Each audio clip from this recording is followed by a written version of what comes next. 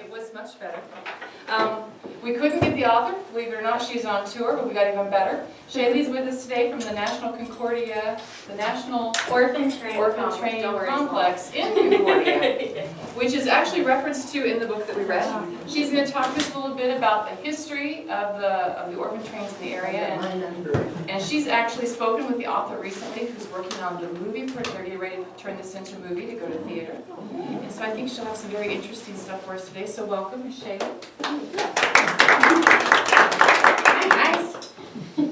As you said, I'm from Concordia, and to give you a little bit of background on how I found out about the Orphan Train, I loved history growing up, and I always tell people who come in, they say, I've never heard of the Orphan Train, how is that possible? I had never either until I applied for the job. So I always said, like, don't ever feel bad because I was way behind. And I'm adopted, and it plays into my job and why I took the job a lot. It's my history as well. And then 2 months into my job, I found out my great-grandma had a rider on the Orphan Train. And so it was a complete surprise. My great-aunt said, well, isn't that why you took the job? I said, nope. But we found out about him. His name was Herman Foster, and he was going to be the last to be chosen. He was getting back on the train to go back to New York City. He was in tears. He was 9 years old, red-headed, freckle-faced, just like the little girl in the book. And my great-grandma came along with her 2 little sisters and their father to mail something out at the depot. And they see this little boy and they're like, well, we'll take him.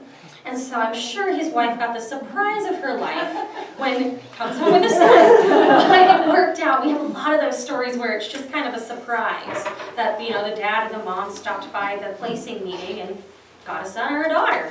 And it worked out. And so I always start my presentation with, this was a good thing. It's hard to look at in the context of today because it would never work today. We have too many, laws, which is a good thing. And childhood was so different back then. But even the CIS, the Children's Aid Society, kept track of themselves and said that 87% of their children did well. Whether that was a good placement or not, we see that about 75% were positive placements, regardless of if that ended in adoption.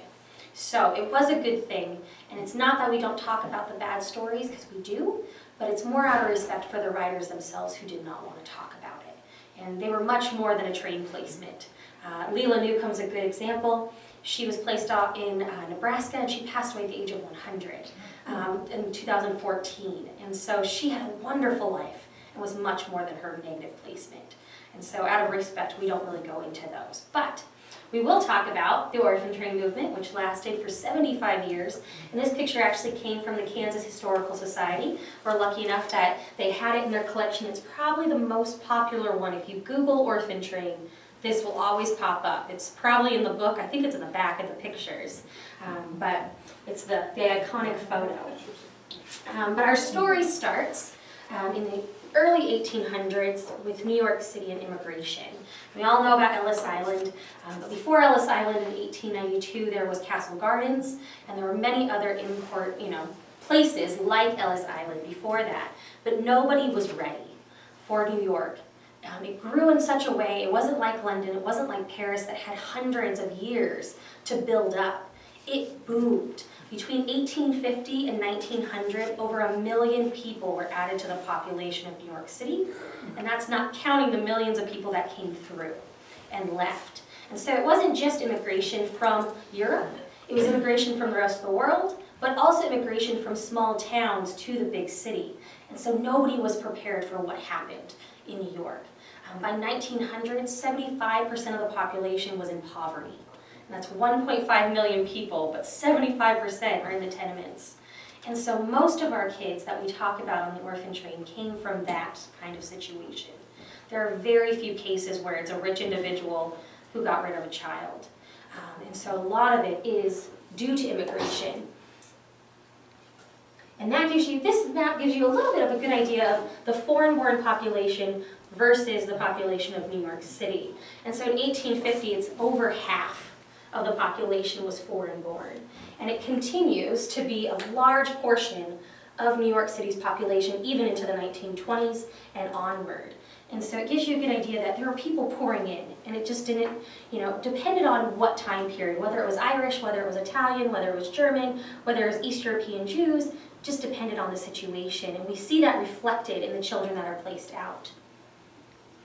And this gives you a good idea of what the streets looked like. We've all heard the story, in school where people came over thinking that there were streets paved with gold and there was a social ladder to climb, but those things didn't exist. Social ladder was the biggest lie I think they could have told immigrants. Big companies were soliciting people from Europe to come over, saying, we have this factory job for you, but those don't last forever. And so they would be out of the job very quickly. But this one shows you it's not even paved. It's one of my very favorite shots. It's down in the Five Points area. If you've ever seen Gangs of New York or read the book, this is this area, Mulberry Bend. And that's the kind of situation they'd be living in. The brick front faces were nicer apartments, but the tenements were in the back. And so that's the iconic image of the tenements with the laundry hanging out.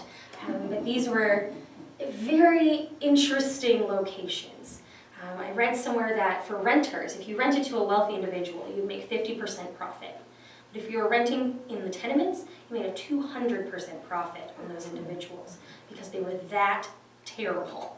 I'll show you some pictures of the insides. They were normally 1 bedroom or 2, and when a bedroom counted as the kitchen, as the dining room, as the living room, there was a bathroom on each floor, or there was supposed to be. Sometimes that constituted an outhouse out back. But this is probably the most recognized image of the tenements. The window, this hangs in our museum because the window shows basically the shoddy workmanship that they were allowed to get away with. There became a law that said you have to have so many windows in each tenement. They never specified they had to face outdoors. And that was the loophole, exactly. So if you look at laws today to build houses, that's why they're so down to the very last nail of being so specific. Later on, they would say, it has to face outdoors and it has to have so much space outside of that window. Because I've seen pictures where there's just a wall about this far away, and you're like, well, that doesn't really equal fresh air.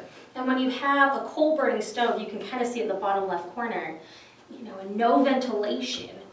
The man who took this photo, his name was Jacob Briss, and some of you might have heard of the way how the other half lives. In the 1890s, he produced a book, and he took these photos, and he was experimenting with flash photography. And so there was an open flame when you would light the magnesium, so he was very brave, and I'm surprised it worked so well. Because with the coal in the air, it could have gone very badly. But he had lived in the tenements before, which is interesting to point out. He was a Danish immigrant at the age of 18, and then he worked to fix the tenement situation. These are where some boarders would pay 5 cents a spot. Some of the tenements were family dwellings. Some of them you would rent by a certain hours, so 8 hours, 12 hours, maybe a day, and people would just turn over. And so you didn't have to rent it forever. You didn't have to rent it for a year. It was just a place to sleep. It wasn't home. And so I can't imagine living like that, but a lot of kids did. And so this is from the Tenement Museum in New York City. I'm very excited to go back, so if you ever get to go to New York, they found a tenement building that was basically a time capsule. In the 1930s, the laws changed again for the tenements, and the owner didn't want to deal with it, so he shut off the apartments from the ground floor up. There were spaces down below for shops. He kept those open. There had been a German bar at one point in the basement when the neighborhood was German, and so they've gone through and they found these beautiful homes, and they've put them back into what they would look like, and it gives a good idea of who was living there, what ethnicity was there, what traditions they had. The Tenement Museum was the home of the Germans, the East European Jews, and the Italians.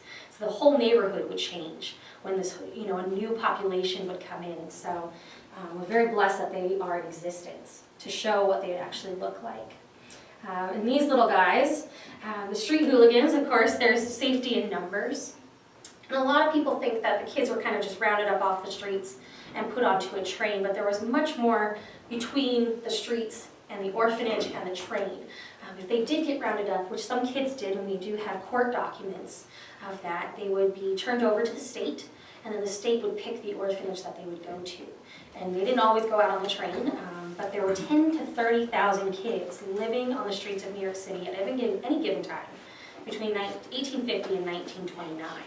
And so, there was tons of orphanages. We're going to add a floor map in our museum to show all these orphanages that popped up over the years. And it's alarming. There's over 100 just on Manhattan, not let alone, Brooklyn and the Bronx. There are tons of orphanages because it was such a big deal. It was a big problem, and kids were just being left. By 1900, over 30% of the population was under the age of 14, while only 2.5% of the population was over the age of 65.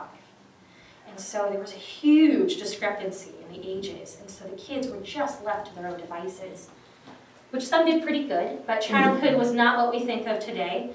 These little girls, we have this in our museum, they're selling fruits and vegetables they would find behind restaurants in dumpsters. But that was the market that they were working with, so they're selling in poor populations anyways, selling rags, being a cobbler, or being a shoe shine, or selling newspapers. Newsies were very, very important, and the biggest job for little boys and little girls as well. But they would either find themselves on the streets or in a factory. Child labor was rampant up until the 1930s, and the New Deal came into effect, and that was the first time that they wrote child labor laws, was in 1938. And the only reason they did so was that adults needed those jobs. It was the Great Depression. It wasn't for the safety of the child. But Lewis Hine, who does have his connections to the Children's Aid Society, he would lie his way into these factories. And my favorite lie he told was he was a Bible salesman. So I'm just like, I'm not sure if it's a sin or not, because he's doing good work, but he's also lying. He'd also say, I'm a machinist, photographer, and I need to show how big your machine is based on the height of this child. And they'd ask, how old are you? How long have you been working here? And the little ones, 4- and 5-year-olds, would lie. They'd say, I'm just helping my sister, she's sick, and would scamper off because they weren't supposed to be working. But that didn't matter. They had the little fingers that could work the mills and work in the clothing factories, and so this would be the life, or either on the streets or in an orphanage, had the orphan train not happened. The orphanages, there were over 30 established orphanages by 1850, but again, they would add probably at least one a year until the 1920s and would stay in existence for quite a long time. But they were crowded places. They were doing good work. They were trying to provide an education. It was the safest place and the most stable place to provide one for children, because children on the streets, if they're selling food for yourself or your family, selling newspapers, you probably didn't have time to go to school. So the Children's Aid Society would try to remedy this by putting in industrial schools that had night classes. And so you can think of a 9-year-old should never have to worry about if you're going to get an education. And so you'd work for 12 hours, maybe more, and then go and possibly fall asleep in night school. We have some great photos where the little boy in the front is just passed out. But you can't, you can't get mad at him. He's trying. But they were good places.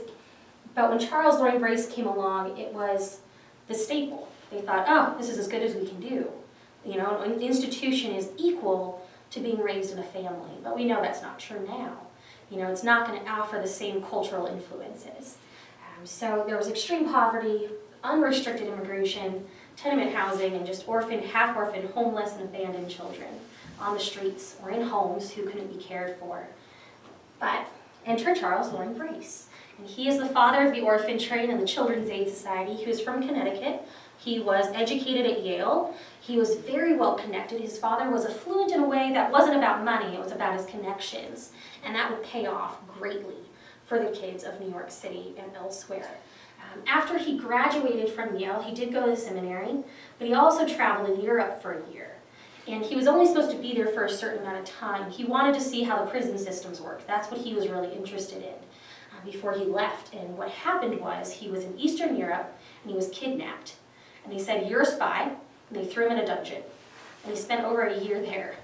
And he promised God in the bowels of this terrible dungeon that if he got back to New York City, he would never let another human being be treated like that in the prison system, and he would help those who were at risk to end up in a situation like that. So he was released, he returned to New York, and had that not happened, he probably would have followed his dad's hopes and become a pastor in a very nice parish in the middle of New York City, speaking to the likes of the Roosevelts and the Vanderbilts and the Rockefellers. His dad did write him a letter that stated as such, that he just got married to a nice Irish girl, he was probably going to have a family someday, and he should probably be a little bit more responsible.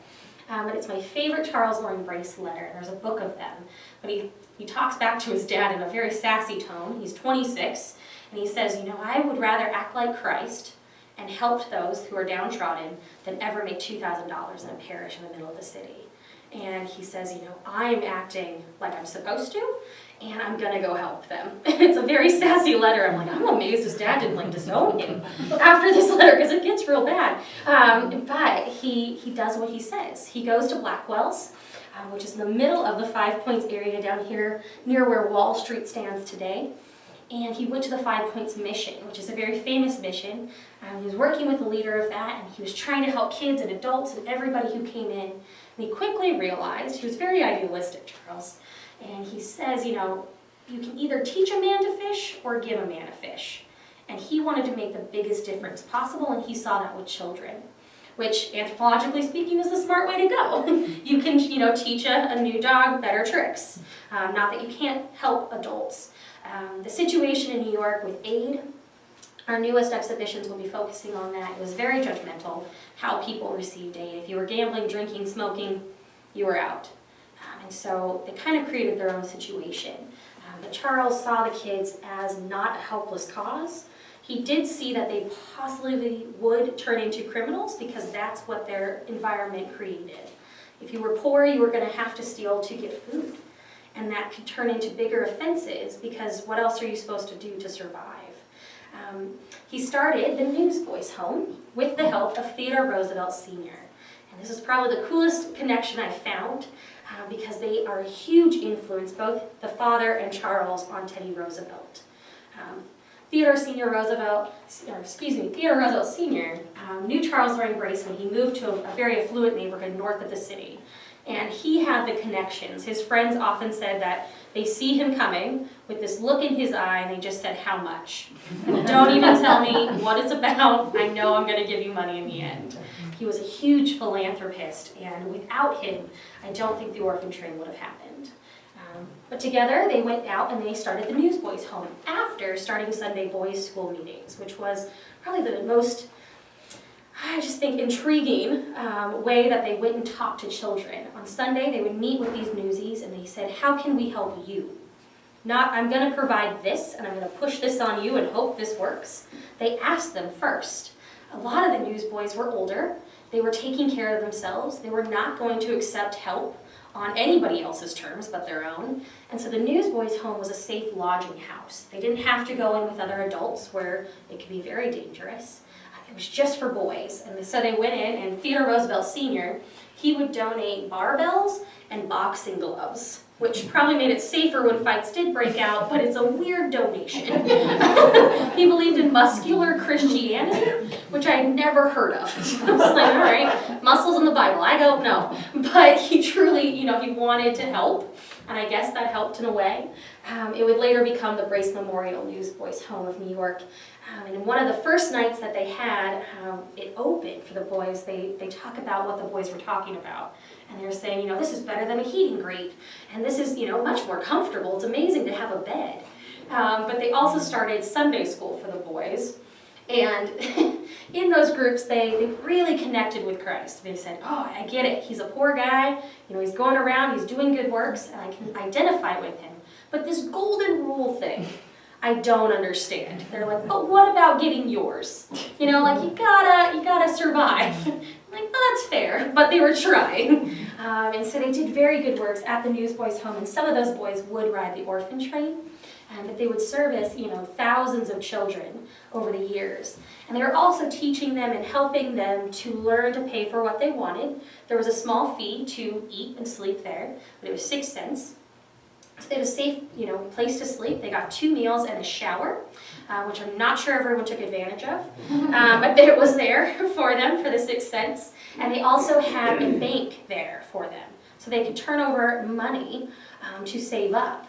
and they kept account of how much was raised over the years. And in 1 year, they raised over $500, which in today's terms is a lot more than that. So when the boys did leave permanently, they could take those funds with them. And so it set them up for a better future. So very, smart ways to go about helping kids. It's just very interesting that Teddy came to the Newsboys' home often with his dad. He made a point of bringing Teddy for Christmas and Thanksgiving meals. And when I learned about that, it made a lot more sense of the president Teddy Roosevelt became, of the police commissioner, then the governor of New York, and then the president of the United States. He was much more affected by social issues, and the progressive mindset definitely came from him sitting down with the orphans on Christmas. Can you imagine having everything you want at home, and then you're taken to an orphanage for dinner? It would be very eye-opening, and he was very fond of his father. His dad passed away when he was in his 40s, and so Teddy never saw him as a man. He just saw him as this amazing figure, and he tried to live up to that. And luckily, he was good friends with Charles Loring Brace and would help support the Children's Aid Society. And so the CAS opened in 1853, and they had schools. They started the first kindergartens, the first African-American schools after the Civil War, and of course the Orphan Train. So they are still in existence today. There are 163 this year. And so I always point that out because they're still doing good work. It's amazing how long they've lasted. But the mission was to educate children, provide a religion, and provide a trade. And it's that trade that people kind of get hung up on because it seems so strange to us. You would never ask an 8-year-old to learn a trade today. You would never be like, you need to cobble shoes. That's going to be your life. You have to have this skill in order to survive. But that was the mindset back then. That was the world. And so they taught cobbling, they taught dressmaking, cooking, hat making. There were dentistry classes because every school they opened had a free dentist office for the children. And by the time in the 1920s, there's over 18 industrial schools. So that means 18 dentist offices as well. And so I wouldn't want to be the guinea pig in those classes, but there were them. they were there. But they took that mission and they put it into the Orphan Train. And that's in the stipulations. If you look up newspaper articles of kids arriving, those 3 things are hit upon. Funding the Children's Aid Society, the Roosevelts were not the only big family. The Astors were a huge supporter. Augusta Gibbs up in the top left corner, she was a huge supporter of the Children's Aid Society. For her son's wedding, she gave $1,500 to send 100 boys west, which I'm sure her son just wanted some present. But it was announced in the newspaper, and they keep track of her funding. And about a decade later, she sent over 5,000 kids west. And so that's amazing to think about. She was also funding, she built the cancer ward at the New York hospital. She found out that the women's hospital was not accepting cancer patients, and she said that was not going to work out. She went to her husband and said, we're donating over $50,000 in the 1880s, which translates to $5 million now, to this hospital to build a pavilion, which still stands. So she was a huge supporter. The Roosevelts, of course, throughout history support the Children's Aid Society. After the death of Teddy's dad, Franklin Delano Roosevelt's illegitimate older brother, who everyone kind of forgets about, he served on the board of the Children's Aid Society for roughly 30 years. And I wouldn't be surprised today if there's somebody on the board that's related to the Roosevelts. But the Carnegies, the Vanderbilts, and the Rockefellers, even though they were helping to supply the problem with factories that were not paying enough, I always find it interesting that they were trying to help the problem that they were creating, which is not really the smart way to go about it, but they were helping as much as they could. But the Roosevelts and the Astors were the 2 biggest. So education, this is a great photo of the little boy asleep in the front. The photo on the opposite side is an outdoor school. And so they thought, we can get them outside and get them fresh air, but there's snow in the background, in that back corner, and they're all in blankets. So they did have what was called a Fresh Air Initiative, which was basically summer camp, where they would send kids for 2 weeks to Coney Island, where they had a house, or the Jersey Shore, where they had other houses that would serve the purpose better than an outdoor school. But it was a popular way. And of course, this is from the Italian school, and there's just multiple kids to be served. Because public schools, if you weren't dressed correctly, if you looked poor, if you weren't wearing the right size clothes, you could be sent home, which would never happen today, thank God. But in those times, it was a very different atmosphere, and so this was a way that kids could get a free education. And of course, religion was a big deal. This is from the 5 Points Mission taken by Jacob Briss. And they really wanted to instill good morals. And how else do you do that but through religion? And so there would be Protestant organizations and Catholic organizations and Jewish. But Charles, in that same letter to his dad I mentioned, says, I want to be non-denominational, which I find really just weird for the 1850s, where there's such a separation. And he gets in trouble later on because he placed some Catholic children in Protestant homes and, gets in trouble, and some other organizations start. But he really did have the best heart for the job, and he really wanted to help out. But he's also very idealistic. In his book that he wrote, The Dangerous Classes, he talks about ancient Rome and Greece, and he has a hard time giving them credit for starting the first asylums and first orphanages, because he's like, they worshipped a lot of gods, but yeah, they did this great stuff too. So he's very Protestant, really, but he tries very hard. These are some of those trade classes I told you about. Sign painting is down in the left-hand corner, which I never really thought about, but they're practicing their letters, and carpentry classes were very popular as well. So the first orphan train left at the end of September in 1854, and it actually started with a boat ride. But there were 2 train trips involved and another boat ride. So they went up the Hudson River to Albany, New York, across by train to Buffalo, loaded onto a steamer across Lake Erie to Detroit, and then down to Dowagiac, Michigan, which took me a year to learn how to say, in the southwest corner of Michigan. And that was a Polish community. So it's always interesting that the orphan train started with a boat. And they would continue to use those boats to go to Louisiana, into the South, but also they would use stagecoaches, any which way, to get kids across. But the trains are the most important because it was new technology, but it was also the quickest way, and it got to a lot of places. And we'll talk about the train lines later. There were 46 kids on this first train trip, with what we know of. E.P. Smith was a reverend, he was in charge, and 2 nursemaids. So can you imagine taking 46 children with 3 adults today? I ask my 4th graders that when they come through, and they're like, just aghast. They're like, no, we would not behave. I'm like, well, at least you're self-aware. Good. So on that first trip up the Hudson River, they actually placed out a boy with a woman who begged the agent. She said, I will take him. Please let me take him home. And they said, all right. And they picked up another boy at the depot in Buffalo. So it wasn't quite standard at this point. It was very much, a hope that this would work out. They also didn't really think ahead and pack extra clothing for the children. They had their nice Sunday best, mostly white outfits on. So 46 kids on 2 boats for the first time, on coal trains for the first time. They arrived probably looking worse than they did on the streets. Very disheveled, very seasick. And they learned from that trip that you always take at least an extra pair of clothes.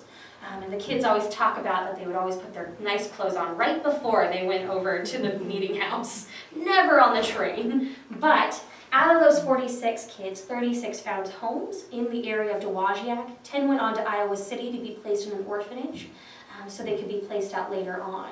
And that would become a staple to the program. Some would be sent back to New York, but other arrangements could be made to be placed in other institutions in hopes that they would have more one-on-one time with adults and with loving care providers, and also be placed out easier. And so the immigration department is what they called the orphan train. We believe the orphan train was coined in the 1960s by a Nebraska group of orphan train riders who was getting together, and they named themselves, which I find the perfect, fitting that they called themselves what they wanted to be called. The immigration department sprang up and would also influence over 29 other organizations to place kids out on the orphan train. And this is at a hotel before heading over to the placing out meeting.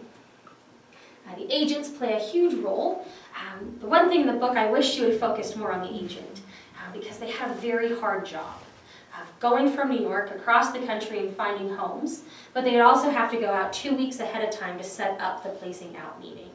And so the 3 in the back are H.D. Clark, Anna-Laura Hill, who I'll talk about later, so keep an eye on her, and then Mr. Swan. And he and his wife both placed kids out and would be called Grandma and Grandpa by the kids they placed out and came and checked up on.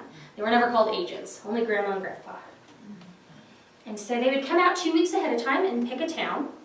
H.D. Clark talks about it in his book, where he says, you know, a town of 1,000 to 3,000 in rural parts of different states were the best places to find homes. Because the farmers, they always said they had an extra place at their table. And oh gosh, thank you. Oh dear, thank you. That didn't transfer right. But this is Abilene. Abilene received a couple of different trains. And then you had the local committee, which is always left out of history. And so they would arrange for local committees when they were there, checking up on the town, arranging for the hotel and everything else. They would pick 8 individuals, normally by talking to different Protestant ministers, saying, you know, who would be a good judge of character, who knows a lot of people, doctors, lawyers, maybe the mayor, the hotel owner, would come together. This guy sold ice and coal. The guy on the back, the far left side, and this is another one where they would put out the posters and say who the local committee were. And so they were a stand-in for the agent. They would accept applications from different parents and then judge that later when they applied for a child and picked a child at the placing out meeting. The building was normally an opera house. H.D. Clark is quick to point out that they didn't want to go to a Protestant church because they didn't want it to appear that they only chose Protestant homes for the children, which they didn't, though that was the norm.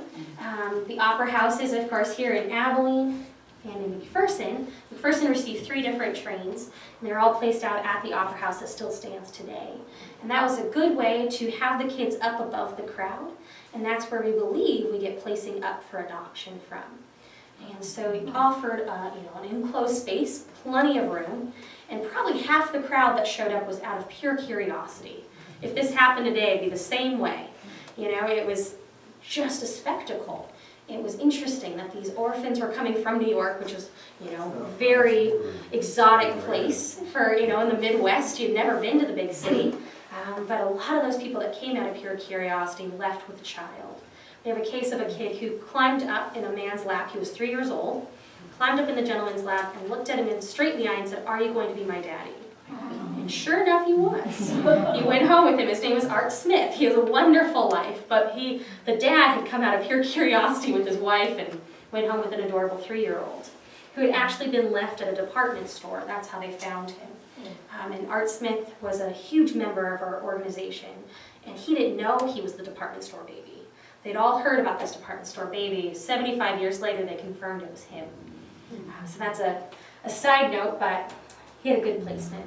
They'd always have a hotel, and they would go from the train to the hotel room, hopefully to sleep a little, because you can imagine having, infants and 3-year-olds and even teenagers need some sleep. And that's where they would change into normally a sailor outfit. Those were very popular for a very long time. Advertisements would be placed out in newspapers and in Dodgers, posters, church bulletins, trying to drum up some interest. And most of the time, they would have to come back 2 weeks later because there was such an interest and so many applicants. So it did work very well. And in these advertisements, they would outline, no chore boys and no kitchen drudges will be taken. You are going to educate them, you are going to take them to church, and you are going to teach them valuable trades and treat them like family. And then the agent would go back to New York and pick up the children to go straight back to either Kansas, Minnesota, any of the 48 states. And these guys were supported by Mrs. Astor. It was out of a local newspaper in the Children's Aid Society archive. And they would pack up all their worldly belongings. And this is one of the exhibits at the museum. The toys are the originals from Mabel Gummersell, and she was 5 when she was placed out. And she remembers taking them with her with a rag doll that didn't survive. And they were toys that she had gotten at the orphanage. And so Elkie the elephant is in the back, and he's a tin elephant. He's pretty much smushed. And that's what he looked like when she got him. So he had been played with numerous times. And then it's a Chinaman doll, and he's supposed to be a member of the Brownie Band. But she took those along for the ride, and they would always get a Bible as well.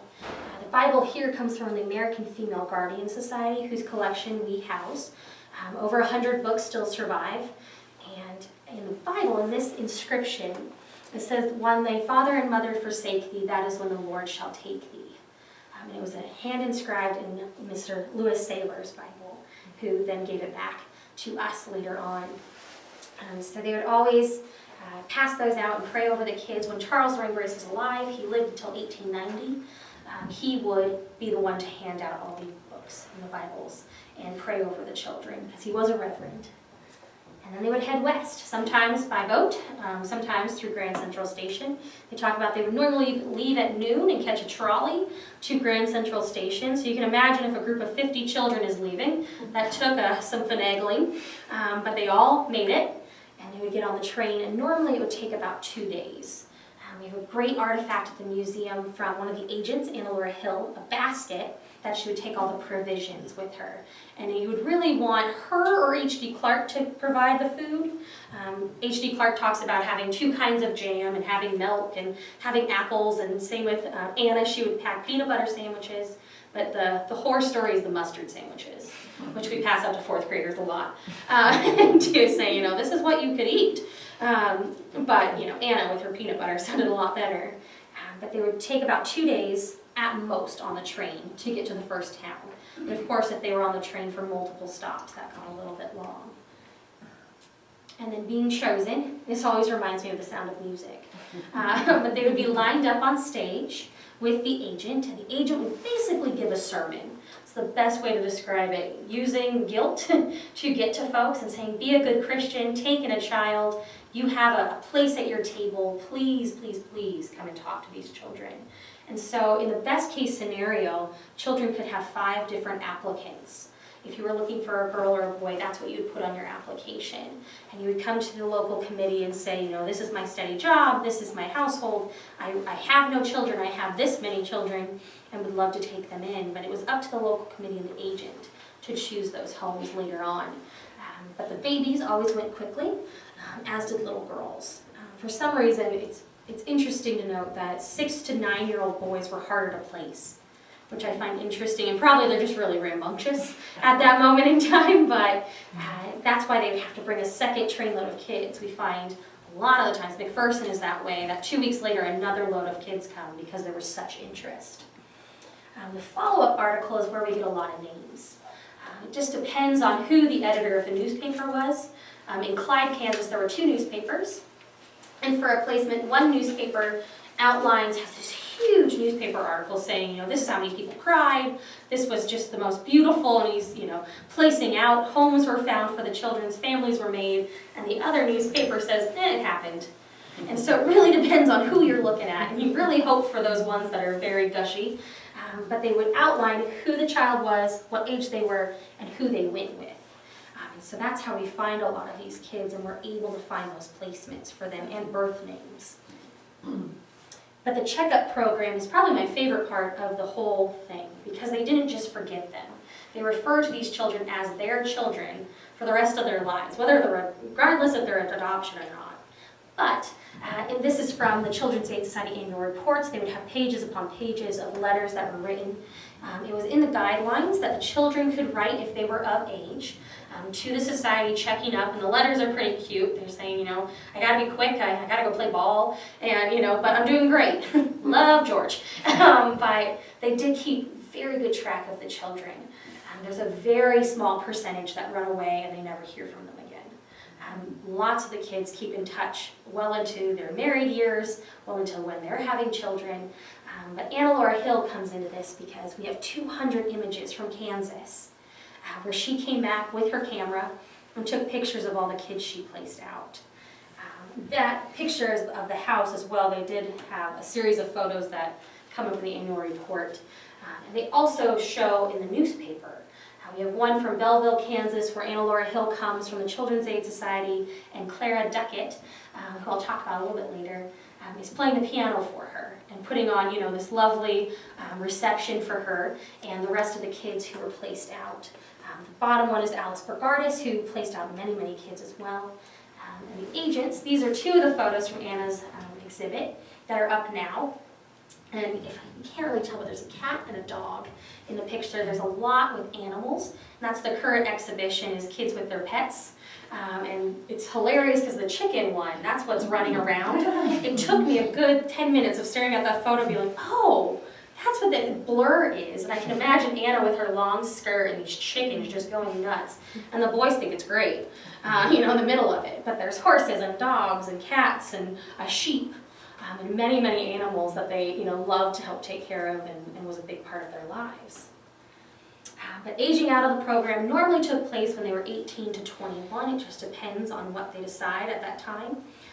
This comes from the Children's Aid Society annual reports, specifying different specialties that the kids went into. There were 2 governors.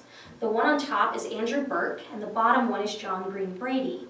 And they rode the same train to the same town in Indiana and got off. And they both became governors. So it's this rare, stars align moment. And as the legend goes with John Green Brady, he was met by Theodore Roosevelt Sr. outside an opera house. He was panhandling. And Theodore Roosevelt Sr. came up and said, you should go to the Newsboys' home. They can help you. And so he did.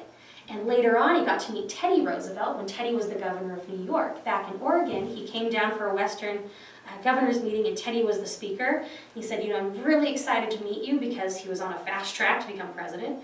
But he said, I'm much more interested that you're the son of your father. And they formed a very good friendship out of that. But he was taken in by Judge John Green Brady and became very successful. But it's cool, they keep track of teachers and journalists and artists and judges and county treasurers and army officers. They say in this one, 3,800 people have joined the Army or the Navy. So they served in the Civil War, they served in World War I, World War II, and Korea. So they're a huge part of our lives. This is Reverend H.D. Clark. He was one of the agents that I pointed out earlier, and one of my favorites. He was a minister in Minnesota when he heard about the Children's Aid Society. And he was so inspired that he left being a pastor and went to become an agent, because he said, I can help more people this way. I can help the kids. And he worked for the society for 10 years, and after that became a superintendent of an orphanage. But he kept track of his children for the rest of his life. His son, this is the book I've been referring to where they point out the town size that they looked for. His son said he received at least 2 cards a day from children that he had placed out. And so he had to answer that every day for the rest of his life. So that's thousands of cards over his lifetime. And in the very back of the book, he has a poem that he wrote. He actually went to school for music and composition. And so he wrote this birthday song that's the perfect explanation of the Orphan Train, where it talks about your song can be happy or it can be sad, but you can always make it better, regardless of your circumstances. And so he felt bad that he had to make this generic birthday card every year, but he said, I can't be that creative. Every person that writes to me, thousands of kids. But Emily Kidder, her grandson, Clark Kidder, wrote both of the books. And she was placed out by H.D. Clark. She found 6 different homes by the age of 17. But they were good to her, but never kept her very long. Although she seems like a very good child, she was 12 when she was placed out. And so she kept in touch with HD because he would have to find her new homes every time. And so he was the stable father figure for her the rest of her life.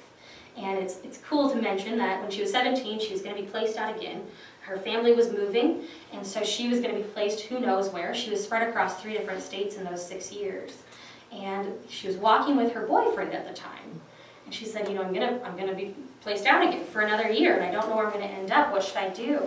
And I'm taking a walk, and he is quiet for quite a long time. He says, well, I guess I could marry you, which isn't the cutest proposal I ever heard. But they were married for over 70 years. So it was a very good thing. It was a love match. It wasn't this necessity for her. But it's an interesting story to note. But HD and Anna Laura Hill worked closely together. And Anna, she's probably my very favorite agent. She worked for the society over 30 years. She started at the age of 26 in 1903, working for the society and as a nursemaid. And she says that she went in wearing glasses and put her hair in a top knot to make herself appear older, because she was very afraid they weren't going to accept her. She never got married, never had any kids of her own, and these kids were her kids for the rest of her life. And she's the one that took over those 200 photos. She also really loved to get photos taken of herself So we have from when she's a teenager until old age of her going to the studio and getting photos. But she would also take the kids in and get pictures in studios and then write their names around the photo and keep them in her archive. And so she kept track of every train that she ever did and every placement, so 157 different placements on a sheet that's 13 pages long that we have in her handwriting, but also these photos. There's another one of this group. This is right before the placing out. A year later, she comes back and takes a photo with all the kids. And so I always noticed this little one, these two, they were the easiest to spot in that year later photo. She writes their names around it so that she can keep track of them. And she is just really, really good at her job. John Jacobus describes her as big woman, big hats, which is very true. They get bigger with time. She'd have obviously pictures taken before they even left the station. But John Jacobus, that's always what he said. His daughter shared that with me not too long ago. And he always called her Annie Laurie Hill. They formed very close attachments with their agents. I got to meet a descendant who was named after her father's placing agent, Georgia Greenleaf. And every summer until Georgia passed, they would go to Texas from Arizona to see her, like it was her grandma. And so I always point that out. The agents were a huge part of these kids' lives and, the unsung heroes of the Orphan Train. But there was also the New York Foundling Hospital. And so the Children's Aid Society placed out nearly half the children. We estimate 250,000, but that is the lowball estimate right now. It could go to 500,000. Just going through the annual reports, the CAS placed out at least 133,000 children. But then the Foundling Hospital, I mentioned that Charles kind of got in trouble with the Catholic Church. These are part of that result. The sisters started the New York Foundling Hospital after Sister Irene Fitzgibbons went to her superior and she saw that there was such a problem with infants being left on the streets of New York City. And if you were looking at the New York news this last summer, they were talking about this problem was arising again, which was very interesting to note. They were talking about bringing baby drop boxes back, which is alarming, which they did have. They started out in these little townhouses. They had 2 of them. They had $5, 1 bassinet, and an empty building when they started. Within a week, they hadn't even opened their doors. They thought they had a couple months to get ready. Within that week, there was a baby left on the front porch step. And within 4 weeks, they were full with over 40 orphans. And so they offered an anonymous way to give up their children. But within about 2 years, they received a $100,000 grant from the state of New York to build a huge complex. They had the Foundling Asylum, they had their administrative offices, and 2 hospitals in this block-wide, huge facility where they had a hospital for expectant mothers, where you didn't have to be Catholic, you didn't have to be giving up your child, it was just a safe place to go. And on the opposite end, a child's hospital, which was very rare in those days. Lots of kids died before reaching adulthood, and so sometimes children were overlooked in the hospital system. It's interesting to note that the Irish were in control of Tammany Hall at this point, and so they received $250,000 every year to keep their operation going. This is the facility that they built. The mother's home is on this side, the children's hospital, and then the Foundling Hospital, Foundling Asylum is wrapped around the back. And St. Vincent's Friars stood about 2 blocks away, and every child they received, they would baptize Catholic the day after. And so that's really important to note. Although they pitched a fit about Protestants getting Catholic babies, not every child that came to them was Catholic. And it's important to note that Mount Sinai Hospital, a Jewish hospital, sat between the 2. So we have tons of Jewish children who are given up, which is fascinating because if you turn right, you went to the Foundling Hospital a block away. If you turn left, 2 blocks away was a synagogue.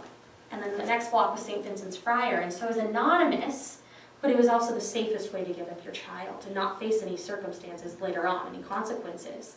And so we have a ton of Catholic children that come in and they're like, well, she was raised Catholic, but we're pretty sure she's Jewish. I'm like, well, it's not that rare. So we'll explain later. But they also kept a lot of kids.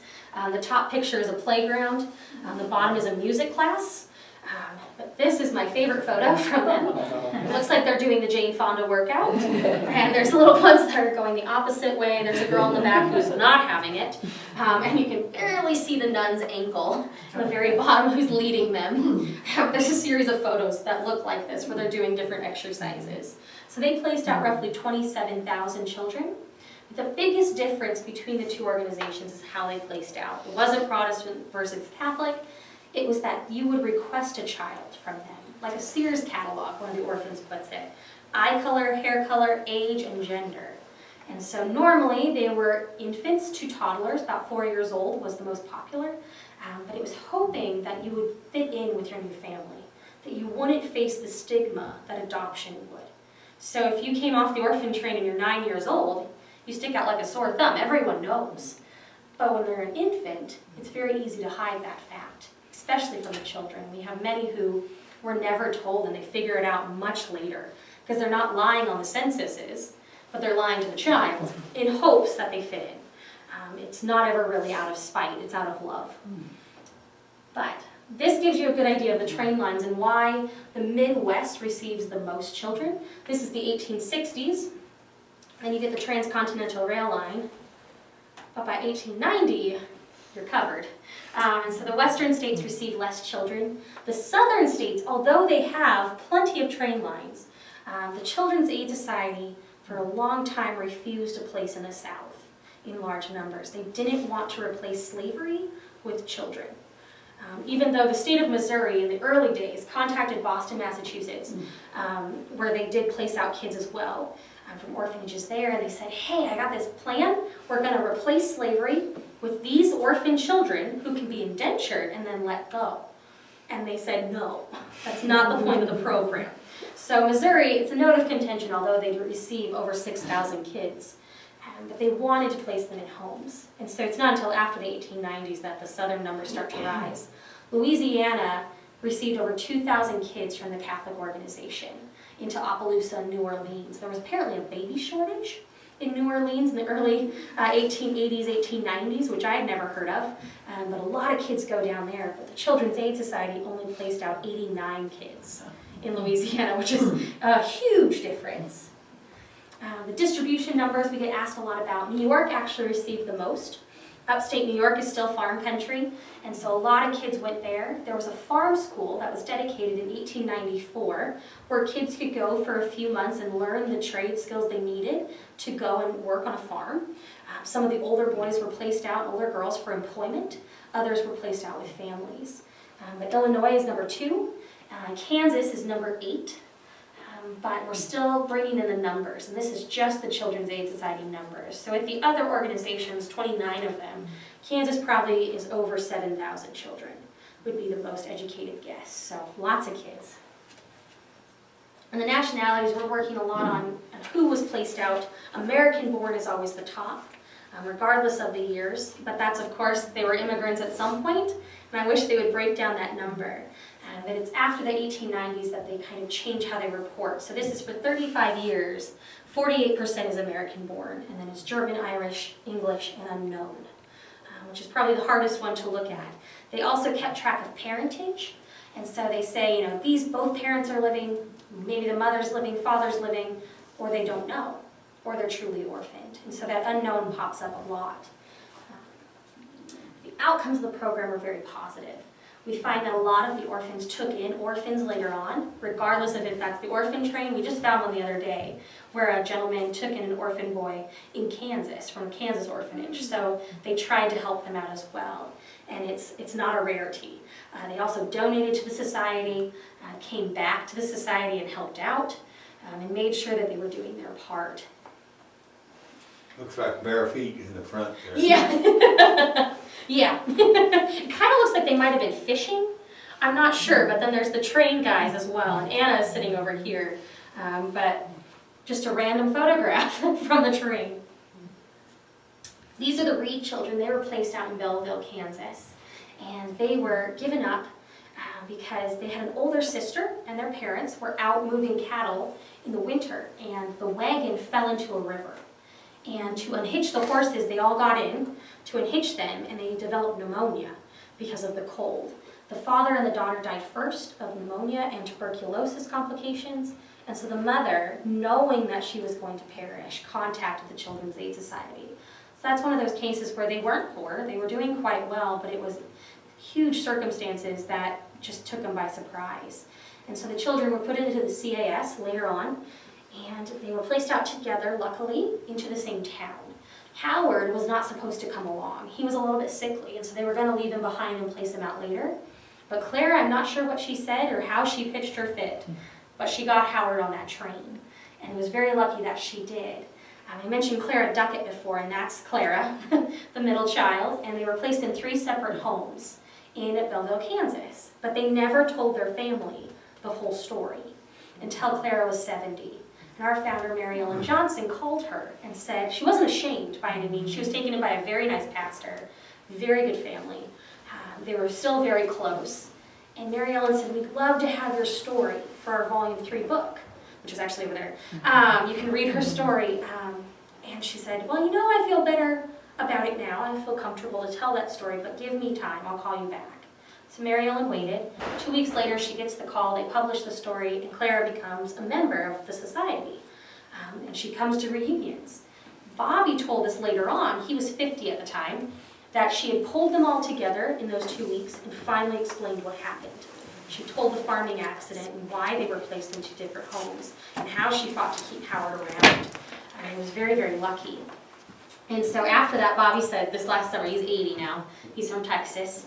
He's like, I had to drag her butt across Texas to have her speak because she was so excited to talk about it after 70 years of not saying a word. And so he's like, I don't know what Mary Ellen did, but if you ever get to meet Mary Ellen, she has the sweetest southern drawl, and you just want to tell your life story to her. So it worked out. It's Bobby James. Bobby Reed. Bobby, the Reed kids, and then James, he went to Colorado. And he was adopted by a separate family. But Howard, his grandson actually works at KSU in the gifts department. So it's an interesting connection that, you know, he's helping out now at a university. John Jacobus, the guy that called Anna Laura Hill Big Woman, Big Hats, went on. He was an only child. He was taken in when he was 3. We found just recently, in the last couple of weeks, his placement in the newspaper. And the newspaper reporter says that he was such a little gentleman that he walked up to the reporter and insisted that he shake his hand. And he was 3 at the time. He had these big blue eyes. He was taken in by the Jacobuses in Ottawa, Kansas. And his daughter Judy will be coming back for our celebration this year. We're naming our train car after him. He was a sweet, sweet man. They grew up in California. And to point out the differences, she lives in Santa Clara. And the first time they came back to our museum, they were sitting in this little, basically a soda shop, and they were talking to the owner, and they said something, and somebody else chimed in from down below that they had no idea who it was, and she's like, Dad, that was so weird. He goes, honey, that's just Kansas. They're just friendly. And so she's so excited to come back to Kansas because she's like, everyone's so nice. So then we have the Hill brothers, and the oldest one, who's here throwing snowballs, that was taken by Anna Laura Hill in Jamestown. They were placed out in Beloit. Their parents came to get a little girl, but left with the 2 cutest boys off the train, as the newspaper reports. Though they returned at least twice, if not 4 times, was trying to nail it down to get 4 little girls. And so Teresa's in the middle here, one of the other girls. They got off the Orphan Train, so all of their children were provided by the Orphan Train.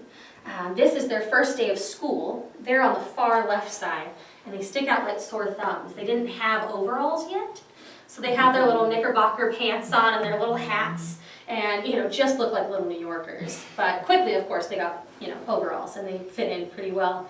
The oldest stayed and was a farmer in and around Cloud County, and his daughter-in-law still works at our museum. But the youngest one went off and became a mountain man in Alaska, which is the weirdest story I think I've ever heard. I was like, well, he had a great time. But Ann Harrison, she's one of our favorites. She lived to be over 100. This is her 100th birthday. And she was a foundling hospital child. She was given up by her mother when she was an infant, placed out when she was roughly 2 and a half to Colorado Springs, Colorado, and never told she was adopted by her parents. Her mom died a few years after her placement, but she had an older brother, a great life growing up. And at the age of 25, went to New York to study singing. She was going to make her way as the singer, and she did. She sang on the opera stage, and she sang ballads in the nightclub. And she looked obviously like a little glamorous 1930s doll, but At the age of 27, she found St. Vincent's Friars, that church I showed you. And she wandered in as a good Catholic girl does and said, I would love my baptismal record. I'm, gonna get married someday and I'm gonna need that. And they said, okay, and they went to look, and they had nothing. She was using the wrong name. And so she was using Harrison, but they said, we have absolutely nothing on you, but you fit the bill to go talk to the sisters. So she walked the 2 blocks and went to talk to the sisters, and sure enough, at the age of 27, she finds out she's adopted. But that wasn't where the story ended. They didn't give her everything. New York has closed adoption records, and they still do, and it makes it very difficult to get information. So she fought until the age of 80. She never did tell her dad, by the way. She went back to take care of him when he was sick. Found out there were 4 other kids on the train that were when she was placed out in Colorado. They threatened all the other families and said, if you tell her, we're done. Because she is my daughter, and she will never, ever question that. And so it was out of love that he did it. But by the time she was 80, she was a little bit frustrated. The Foundling Hospital was not being helpful. They had given her name, Mabel, for her mother, but nothing else. And so she finally contacted Vital Health and Statistics and proved they didn't have an adoption record on file in New York, although she was formally adopted. And they sent her birth certificate. So she, on the cusp of her 80th birthday, she looks down at the birth certificate and starts to laugh, because it turns out she's Jewish. And she thought it was the funniest thing. We have video of her just cracking up for years later. She just thinks it's the best story, and so she said she got the best of both testaments. And she would wear a crucifix and a Star of David the rest of her life to confuse people. But she had a great time with that, but she just thinks it's the funniest thing, and she was such a little firecracker. But it's one of those, the perfect story of Mount Sinai was very close, and so a lot of kids were given up there. This is Mary Ellen, who I mentioned, who has the sweet, sweet southern drawl. She's from Arkansas. And she started the organization that I now work for in 1987. And she had discovered, she had never heard of the Orphan Train before, did not have a rider in her family, that there were 12 kids that came to Springdale, Arkansas from New York in the early 1900s, and she asked why. And so she tracked down the 4 living riders and asked about their lives, and realized they thought they were the only ones. They had no idea that there was this huge program surrounding their lives, that they were part of something so much bigger than themselves, because you never know you're making history. And so she thought that was a great injustice. And so she threw her first, in 1988, she threw her first reunion for riders so that they could come together and realize that there were others like them. And that's where Ann Harrison met Leila Newcomb and helped her tell her story for the first time. They were placed out through different organizations into different towns, different states, and created such a family. They had these great jackets in the 1980s. Do you remember the members only jackets? They're basically like that, but they say Orphan Train Rider on the back in their colors, and I really want to redo them because I just want a jacket. But they were just so proud. Ann Harrison found out she was an Orphan Train Rider. That's the term that was to be called, what they were, in a Smithsonian Magazine article in the 1990s. She read this and said, that's what I am. She was the least bitter woman I've ever met. But she contacted Mary Ellen and became a huge, huge supporter of their organization. These are some of their reunions. That's the first. Some of the Foundling Hospital kids did become nuns themselves and priests. Quite a number of them did.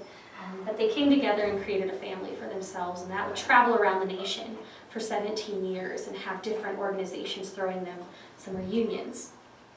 Then, after 17 years, Mary Ellen Johnson wanted to retire. She lost her husband and wanted to retire and have a good life and spend time with her family. And so she put it out to the nation that the archives were up for grabs. Springdale, Arkansas did not want the National Orphan Train complex for one reason or another. Not a group was interested. And so Iowa, Nebraska, and Kansas bid to receive the records, and we luckily were the chosen ones. She actually showed up. We had the depot. We were just going to have a Kansas museum dedicated to Orphan Train Riders in our own. And she showed up when they were having a fundraiser where there was a children's choir and then 4 gentlemen dressed up as train conductors, and they were singing in the depot. And here comes little Mary Ellen walking up, and Sue was like, oh dear. It's good that she showed up on that day because she had such a good feeling about the depot. And so she said, well, I think that's it. I think that's where it's going to be. This is Leela. This is, oh no. Oh dear. Just wiggle it. Wiggle the cord beside the other cord beside. That one's, push it in hard. Yeah. This is Anne and Leela. They came for the grand opening, and many of our board members. And this is the Orphan Train complex today. We're in the midst of putting in another building for our train car, which actually came from Marion, Kansas. I bet many of you have been there. And it was used as the Chingawassa rail line car. And this is our celebration where we will dedicate the train car. That's Clark Kidder, who is Emily's grandson, the one that was found 6 different homes. He'll be our keynote. And if you look out for it, the West by Orphan Train was just put out about a year ago, and they won a regional Emmy for their production. But they'll be here in 2016. And this is our train car, and there's John Jacobus as a little guy. And the train car was found in Marion, Kansas, by our president. It was going to be demolished in a month. And it was in much worse condition than you see it there. It had a very eventful life. It had served on the Chingawassa rail lines to take it to Chingawassa Springs. There were 2 cars at that time. They went on different paths but stayed in Marion County. Ours became an Alcar Cafe where people came to eat. There was a giant grease spot on the floor, even hundreds of years later.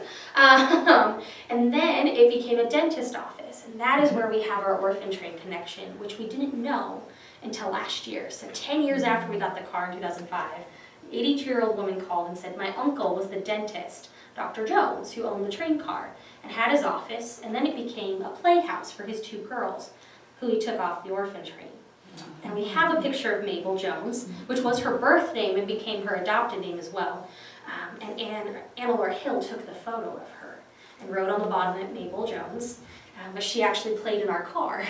And so it's very cool that we think Anna-Laura Hill actually got to walk through it.